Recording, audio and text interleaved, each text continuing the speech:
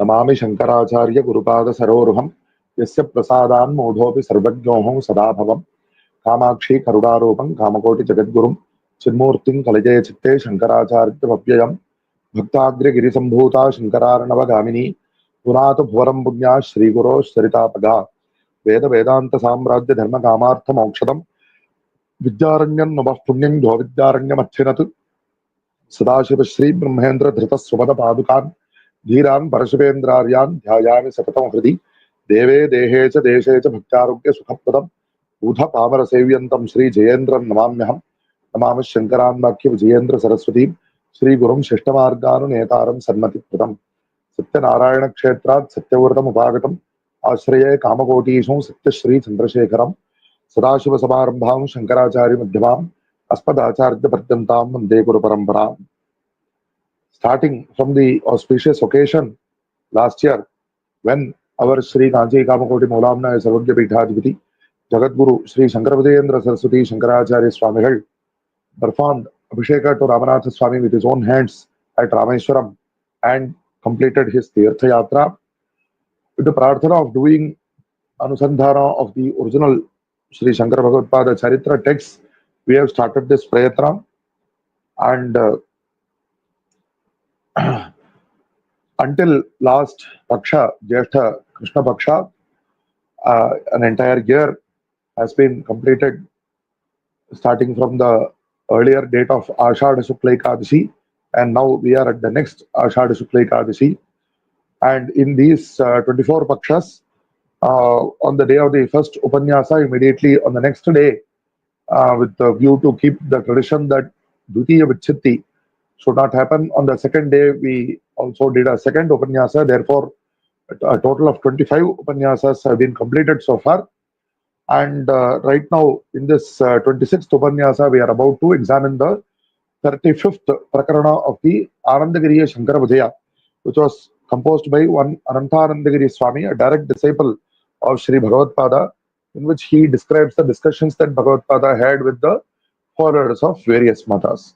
And in the previous Prakaranas, we saw the discussions that Bhagavatpāda had with the followers of Indra Mata at Indraprastha, which is Dehali, very well known, and also the followers of Yama Mata at a place called Yamaprastha, which should be somewhere nearby. It is not clear where it is. And from there, this Prakarana shows that Bhagavatpāda came to Prayagraja. Tasmat prapa prayagakhyam sthalam punya vivardhanam gangayaha yamunayascha saraswatyascha sangamam. Bhagavatpāda came to Prayagraja, which is a place which increases punya multifold, where Ganga, Yamuna and Saraswati all together merge. Tatra paramaguru samasthite varunopasakaha pashacinhaha ayupasakaha dhvajacinhaha भूमिदेवोपासकाः पूर्णाङ्काः तीर्थोपासकाः बिन्दुचिह्नाश्च समागत्य तीर्थपति प्राणनाथ अनंत जीवनदाख्याः स्वशिष्यैः सह idam muchuhu. So when Bhagavatpāda came there, the followers of 4 different matas, it is described that they came here, and this in a single prakarana, the Acharya describes the discussion that Acharya had with all 4 of them. In the earlier Prakaranas, there was some slightly more detailed discussion with the follower of each mata. Therefore, a separate Prakarana was given there. And here, actually, the followers of Varuna, Vayu and Bhumi matas, very brief, their discussion is. And the follower of Udaka or Jala or Tirtha mata, that has some slight detail. So, the author of this text gives all of them together. So, these 4 people, by name Tirthapati, who is obviously Varuna, the lord of the Tirthas, and Prananatha, the lord of Prana, the life-giving air, which is again Vayu, and Ananta, which is another name for Adishesha, who bears the earth on his head, and Jivanada. So, because water is what gives life. So, these proponents of these respective matas, they came to Bhagavatpāda along with their Shishyas, and they say, Swaminna Acharya Asmadiya Matam Ativichitram Atyanta Punyadam Shunu. So please listen, O Acharya, to our Mata, which is very unique and which gives lots of Punya. So he says, the first person says, I am aham kila tirthapatihi madisho varunaha sarvadeva pandita charanaravindaha sarvesham jivanadaha iti cha sarvotkrishtaha seva upasaniya iti. My name is Tirthapati and my Lord is Varuna and his lotus feet are bowed to by all the devatas and he is the one who gives life to everybody. So he is the greatest of them. He is the one who is fit to be worshipped. That's all. Not much more detail is given here.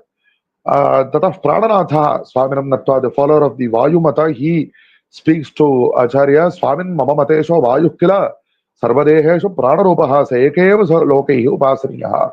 So my Lord is Vayu, and he is obviously in the form of the life-giving breath in every single living being's body. So he should be worshipped by everybody. And even the Upanishad says, Ye Pranam Brahma Upasate, Prano hi Bhutanam Ayuhu. The very well-known fact that prana, vayu, is what gives the life to all living beings, and that quoting that fact, Upanishad also says that speaks about those who do upasana of prana as brahmavastu. So tad ataha pranopasakānām asmākam tadanga parishuddha gātrānam na vichārah kartavyah ihacha mutra cha.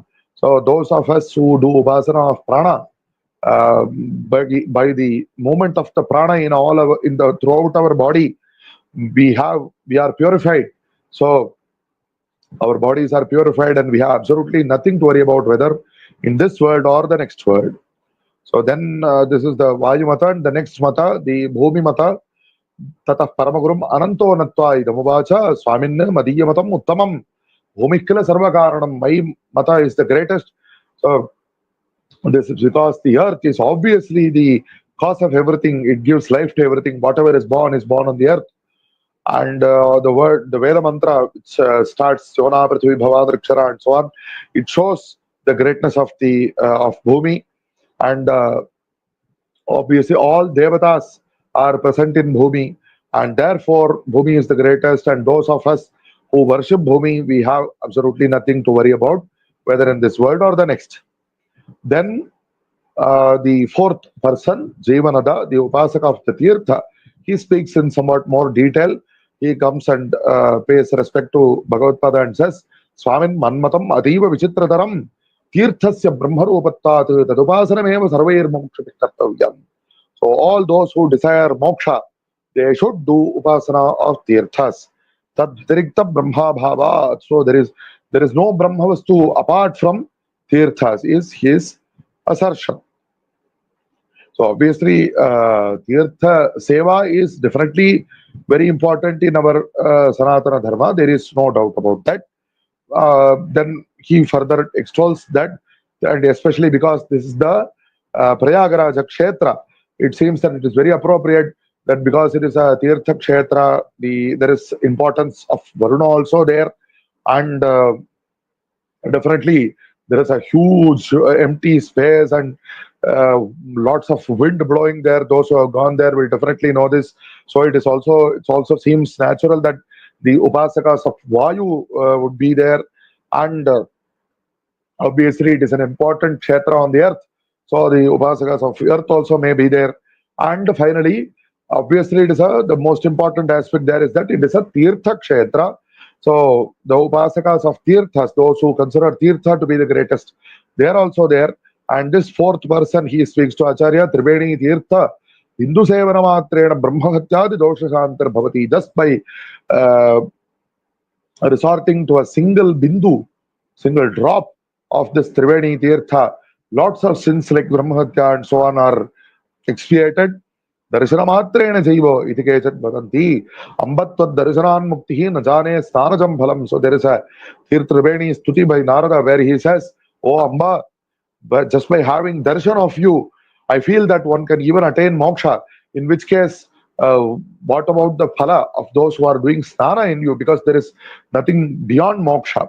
So such greatness is there for Tirtha, and even the Vedas show the importance of Jala or of Tirthas by saying that Apova idam sarvam Vishwabhutani apaha pranaha apaha prasavaha apaha annam apaha amritam apaha Sarva Devata Apaha. So many words extolling the greatness of Jalam or water, because Everything that is created from water. That is how it is described here.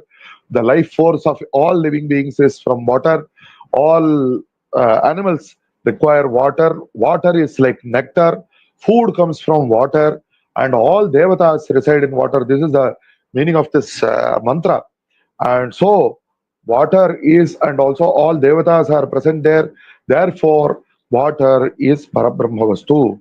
And those of us who are doing upasana of this tirtha, we have absolutely nothing to worry about either in this world or the next. That is a common factor to everybody. Tasmad bhavantopi mokshakankshanaha sarvada sarvarthada tirthopasanam gurudham. So because you also, O Bhagavat Shankara Swami, you also desire moksha, so you also do upasana of tirtha. Is the advice, the recommendation that everybody gives so cordially to Bhagavatpāda. Iti prapte paramagurubhir ramuchyate. Ho tirthapati prananatha ananta jivanada akhyaha yuyam srudham. Okay, you people please listen to me. Yushpan matani apramanani jagatkarana vakya viruddhatva. So Bhagavatpāda says that your matam has no basis. How can Bhagavatpāda say this? Because tirtham is very important, definitely in our Sanatana Dharma.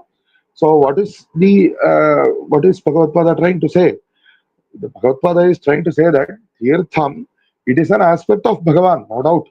That is why it is given its own importance. And even Bhagavatpāda in his own stotras, he has said that Bhagavati tavatire niramatrashanoham vigata vishaya trishnaha krishnam aradhayami. So the role of tirthas, definitely we have to do seva to tirthas. Seva of tirthas. We have to bathe in them and such. And we have to stay in the Nadi Tirtha Kshetras, on the banks of such tirthas. We have to sit and do anushtanas. But we have to meditate upon that Bhagavan, whose Anugraha Shakti is coming out in the form of these tirthas. But we cannot say that the tirthas are themselves Bhagavan. They are an aspect of Bhagavan. They are an Anugraha of Bhagavan, but they are not themselves Bhagavan. Right? So that is what Bhagavatpāda is trying to say. And even the previous mata, Bhumi. Yes, Bhumi is the adhara of all living beings that we know of. That is why and it is also considered as Bhumi Mata. That is why it is said that Janani Prithvi Kama Dughaste. Because Bhumi is our Janani, no doubt about that. But again, as far as upasana, you can worship Bhumi, you can pay respects to Bhumi, no doubt, no problem with that. But you cannot insist as a Siddhanta, as a philosophy, that Bhumi is everything, because obviously, very obviously, there are so many things that are beyond Bhumi. So, Bhagavatpāda says that you cannot assert with any rational basis that Bhumi is everything. And likewise, the previous matam, it is Vayu matam. Of course, Vayu is also given a very important status. The Upanishad even says that Namaste Vajo Tveva Pratyaksham Brahma. You are the very explicit Brahma Vastu, because it is Vayu that gives life to everything, no doubt. But again, Bhagavatpāda is going to explain here. Vayu is one of the Panchamahabhutas, which were created from Parabrahma Vastu.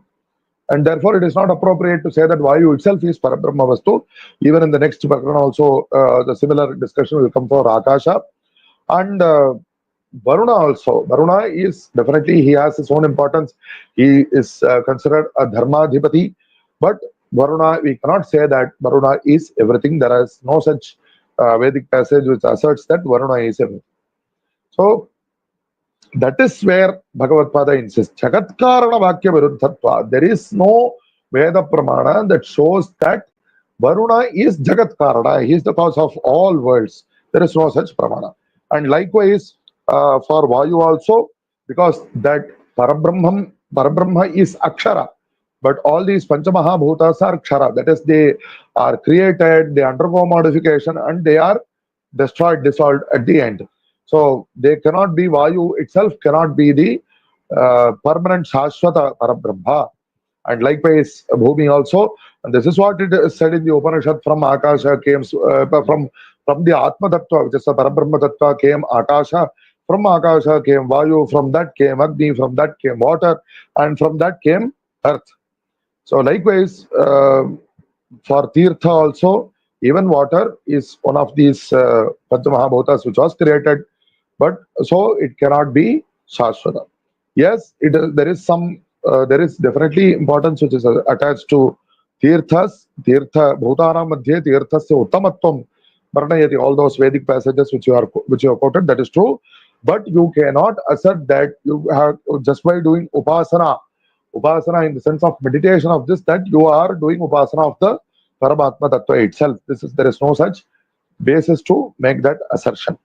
So, because of the absence of such basis, you cannot say that by doing this you will get moksha phala. Because what is being worshipped is not something that is shashvata. Then how can the upasana of that ashashvata vastu give a shashvata phala? So, you please discard, all you people, discard these misunderstandings and understand that that single Parabrahma vastu is what is in the form of everything. Shuddha Advaita Nividya Nirataha Bhavata. So Acharya blesses them. You will reach that realization. Vishwataidasa Pragya Atita Parama Angushtamatra Brahmadvara Madolayanantaram Purnam Shuddham Brahma Prapya Mukta Bhavata Iti Agyaptaha. Bhagavatpāda blesses them. It is said Agyapta, he orders them, but it is a blessing, which says that Parabrahma Vastu, which is beyond the Jiva, which is residing in the three avasthas, in Jagrata avastha, in the waking state of the name of Vishwa, in the dream state in the name of Taidasa, and in the deep sleep state in the name of Prajna. That Paramatma is beyond these three states, and he is just like he is described to be of the size of a thumb. Angushtamatra Purusho Madhyatmani Tishtati. Angushtamatra Purusha Angushthanta Samashritaha. So this is a reference to the size of the middle portion of the heart, so in which the Brahmavastu is considered to reside. And that Brahmavastu is beyond all these three avasthas, and our mind has to totally dissolve into that Brahmavastu.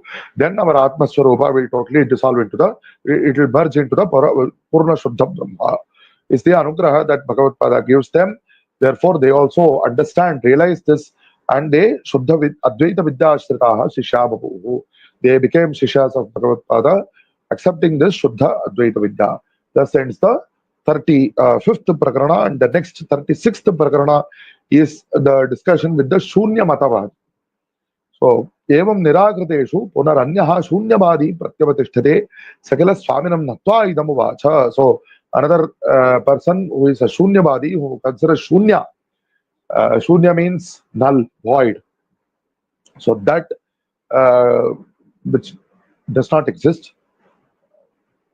Okay, it will be further examined later on. That is the greatest tattva, is his mata. And so he also comes, he does also pay respect to this Bhagavatpāda. Obviously, by the Kanti, the Tejas of Bhagavatpāda, he bows and he says that my mama matam ati sukhadam tatha hi maya mama marge kinchit drishtam tat savadhanena manasa shruno. My mata is so very pleasant, and I learned something in my path. I will tell you, you please listen to that with concentration. And he quotes a shloka. This shloka is very well known in Vedanta Shastra, and it describes something which absolutely cannot be. Each of these words is something that cannot be, but upon listening to this, the sentence, there are so many verses in Samskrita which seem to be proper verses, but which are meaningless. But here, each and every word, each and every particular phrase refers to something that cannot exist, but the overall sentence construction makes it appear as if something is there. So, Mrigatrishtam bhasis nataha kha pushpakrita shekharaha esha bandhya suto jati shashisranga dhanurdharaha. So, this person, there is a person is said to walk or go. But what kind of a person is he? He is a bandhyasuta. He is a son of somebody who never had children. So this is something that can absolutely not exist. If somebody It did not have a children, it did not have any children. How can there be a son? And if there is a son, how can we say that that person did not have any children? So this is a contradictory word, but it is used nevertheless. So we can imagine something, try to imagine something like that, but which cannot really exist.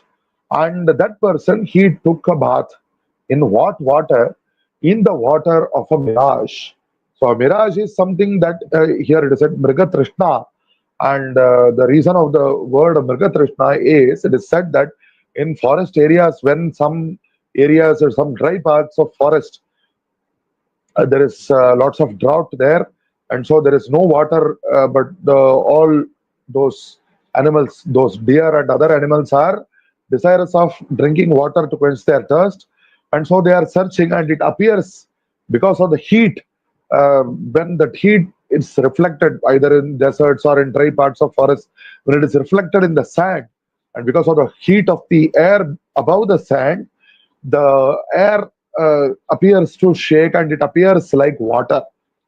And the animal runs towards that thinking that there is water, but it is fooled and it is disappointed. So that is called Mrigatrishna or mirage. And the water in a mirage, how can you take bath in it? You cannot, even the smallest drop, it will not make your body wet because there is no such water. And after taking such a bath, this person, again, who was born to somebody who had no children, that person takes the flower, a special flower. What kind of a flower is it? It is a flower which grows in the sky. So, what is such a flower? We don't know. Don't ask me where it is. But that is such a flower that person wears on his head, and he takes up a bow in his hand. What kind of a bow? A bow which is made up of the horn of a rabbit. So, how can a rabbit? We very well know that rabbits don't have horns. But Sasasringa, the word is used, and it seems to create some kind of impression in our mind. This is what is called in the Yoga Sutra Shabda Jnana Anupati Vastu Shunyo Vikalpa. So we listen to that word and makes it appear as if some such thing is there. But there is no such real Vastu. So that is why it is said Atyanta Satyabhyarthe Jnanam Shabda Karoti. The power of sound or the power of word is such that it makes something appear which absolutely cannot exist. But it does, this entire sentence or shloka has been constructed. So such a person, so what is the saramsha of this shloka? It is, the saramsha is that Shunya. So this person believes that that is the greatest. On what basis we don't know, but he says Tam Drishtva Deva Bhavena Pranamya Shirasa Bhrisham, that I saw that person who is mentioned in that Shunya Vastu, is mentioned in the previous shloka. How can he see that? Again, don't ask. Pranamya Shirasa, I paid respect. First, I tried to think whether it could be Twan Drishtva Deva Bhavena Pranamya Shirasa Bhrisham Agatosmi Yati Shreshtha. Oh, great sannyasi, I came to your place. Tavantikam Aham Dhrutam, I came fast to your place by seeing you and considering you as Bhagavan and doing namaskara. But actually, it is Tam Drishtva, it is not Twan Drishtva. So again, that compounds the effect of that which cannot really exist or happen. So this person says that he did namaskara to that Shunya Vastu. How it is, only he has to explain. Iti Shrutva Bho, there is a Patha Bheda here, Bho Vidyattara or Vichitratara. Oh, great scholar, Bhagavatpāda calls him, oh strange person. Tvarnama Kim? A unique question. In the earlier Prakaranas, probably everybody introduced their own names, but this person did not introduce his own name. So Bhagavatpāda asks, what is your name? Satu Punarvacha Swaminaham Niralambanama. My name is he who does not have basis. Niralamba. A very strange name, but which is appropriate to his mother. And what is his father's name? Matpita Kalpita Rupanama. My father, his name is he whose form has been imagined. So Manmatasya Pravakta, it seems that his father is the one who actually initiated this matam. Iti Nishamya Paramaguruhu Itamaha Bhoho Niralamba Bhavanmatam Asamanjasam Katham Dasya Shunyatva. Your mata cannot be accepted. Why not? Because it is Shunya. It does not exist. How can you accept something that does not exist? Right? So, tasya shunyatvat, shunyasyaiva brahmatvam. So, if you say that shunyam is brahmavastu, oh, that is, sorry, I cannot accept that. Because tameo bhantam anubhati sarvam, that Shruti Vakya which speaks about brahmavastu says that brahmavastu shines, and everything that shines or appears because of the prakasha of the light shed by that brahmavastu. So how can something that does not exist, how can it shine? Koti surya tejo rupasya brahmanaha shunyatvam bhaktum anuchitam. So even if there are a crore suns, the prakasha of all those crore suns come from this brahmavastu only. How can you say that brahmavastu is shunya? Tadadhika tatsama swarupa bhavat ekameva advitiyam brahma iti sarvaihi brahma sarvair upasaniyam iti siddhantaha. So there is nothing that is beyond that brahmavastu, there is nothing that equals that brahmavastu, and that single brahmavastu which is non-dual, that is what should be worshipped by everybody. That is the siddhanta. So please shed yourself of these false thoughts. Shunyamatam tyakta, shed yourself of the shunyamata. Shuddha advaita vidyashrito bhava iti niyamitaha api niralamba. So Acharya advises him, so you take up this advaita mata which is good for you. Acharya insists on it, but niralambaha punaraha. So this niralamba tries to modify his mata. So maybe he thinks that okay, because if we keep talking about this asat, so there are other words also, asat, alika, and shunya. Everything refers to that which cannot exist. So he feels that maybe this is too much, and it is not possible to expect somebody to accept this mata. So he modifies that. He says that akashasya brahmatvam yuktam kila. Okay, let me put it this way. I will call space as brahmavastu, because space is something that is very close to brahmavastu. Even in siddhanta it is said akasha shariram brahma, akashavat sarvagatascha nityaha. Akasha is all pervading, but you cannot perceive it, but it is accepted nevertheless. So let me say that akasha, which is the closest thing to brahma even in siddhanta, but I say that akasha is that brahmavastu. So he modifies his mata accordingly, and he says that akashasya brahmatvam yuktam katham vyapakatvad vedamolakatvad. So akasha is present everywhere, and that is an important thing that is required in brahmavastu, and akasha is also having Vedic sanction. So because Veda says akasham akashadeva samutpadyante akasham prati astinyanti, everything is formed from akasha, everything dissolves into akasha. Akasha is beyond everything, akasha is the final resort of everything. Such words are there in the Upanishads, and even in the Brahma Sutra, a separate discussion has been done to prove that akasha is Brahma.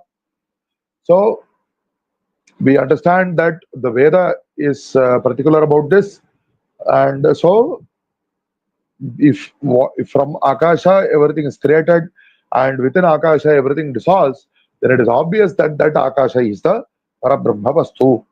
Iti prapte punaracharye radamuchyate kim niralamba kim bravishi katham akashasya brahmatvam uchitam bhaktum. Oh niralamba, how come you are speaking like this?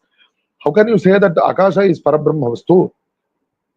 Because akasha is something that was created from the Panchamaha, from Atma Vastu, like as was explained in the previous prakarana. So there is, it has its own qualities, and it is created, and from that is created something else. How can you say that akasha is Brahma Vastu? Akashad Vayu and so on, those Shruti Bhakyas were explained earlier, because so akasha is also formed from that Brahma Vastu. Yes, there are those passages which use that word akasha to indicate from akasha everything must formed, and within akasha everything gets dissolved, and so on. Those passages do exist, but we have to understand that because of the very clear declaration, we cannot say I will take up this Veda Vakya only. We have to give due importance to all Veda Vakyas, and because this Veda Vakya clearly shows that these two things are separate. Parabrahma Vastu is separate, that is Atma Tattva, and from that Parabrahma Vastu, Akasha is formed. So those two are separate. So Parabrahma is also referred to by the word Akasha in some passages, and the Bhutakasha, this what is called the space, that is also referred to by the word Akasha in some other passages.